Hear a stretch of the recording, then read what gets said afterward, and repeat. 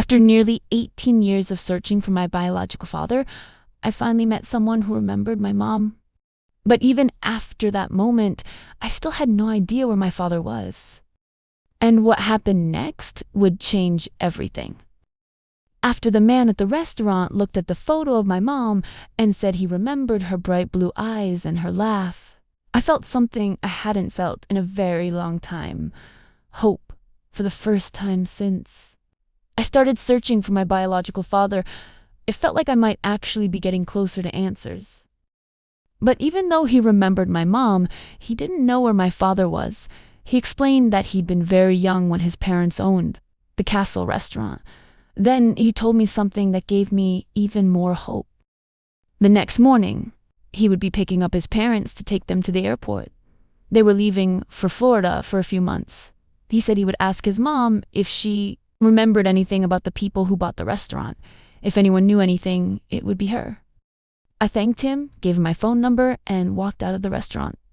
But when I got to my car, I couldn't drive right away. I just sat there, shaking. Tears started rolling down my face. For nearly 18 years, I had been searching for answers with almost nothing to go on, and suddenly, everything felt different for the first time. I felt like I was actually getting somewhere. When I finally started driving home, my mind was racing. I couldn't stop thinking about the timing of everything that had just happened.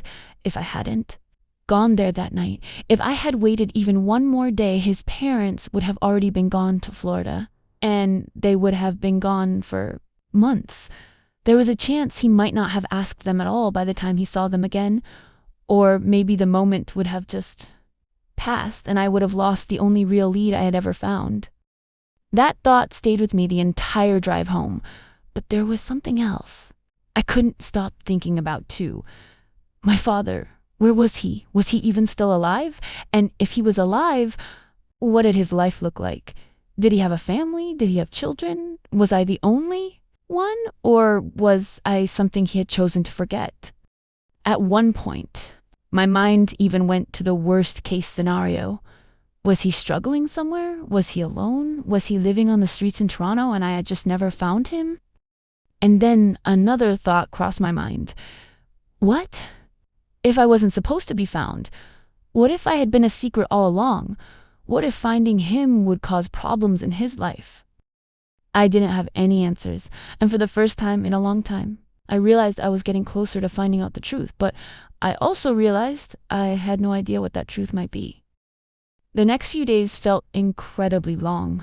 Every time my phone rang, my heart would jump. I kept wondering if it might be him calling with news, but day after day went by, and I didn't hear anything. After a few days, I started thinking maybe I had gotten my hopes up too much. Maybe his mom didn't remember anything, or maybe he had just forgotten to call. Then about a week later, I was driving in my car when my phone rang. It was a number I didn't recognize for a moment. I almost didn't answer, but something told me I should. When I picked up the phone, I heard his voice. He apologized for not calling sooner. Then he told me he had spoken with his mom. She remembered that when they sold the Castle restaurant, it had been sold to 3 people, a brother, his sister, and the sister's husband. He explained that the sister and her husband now owned a restaurant in the West End, and the brother, the chef, my father, had retired years ago. He believed he was living on an island somewhere, but he wasn't sure where.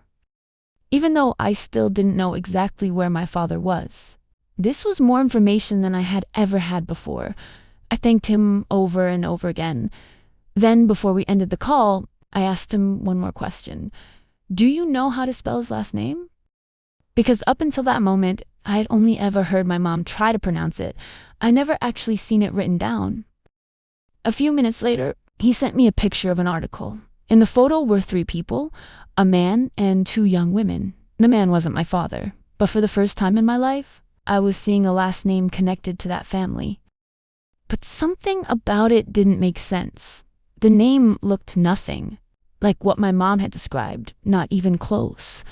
At the time, I didn't understand why. What I didn't realize yet was that the last name in that article actually belonged to my aunt. It was the name she had taken when she got married. It wasn't my father's last name at all. But even though it wasn't the exact answer I was looking for, it gave me something I had never had before, a real lead, because now I knew exactly where my father's sister worked. And that night, I made a decision. I wasn't going to wait. I was going to go to that restaurant and ask a woman I had never met one question. Did she know who I was? Please like and subscribe to keep following my story.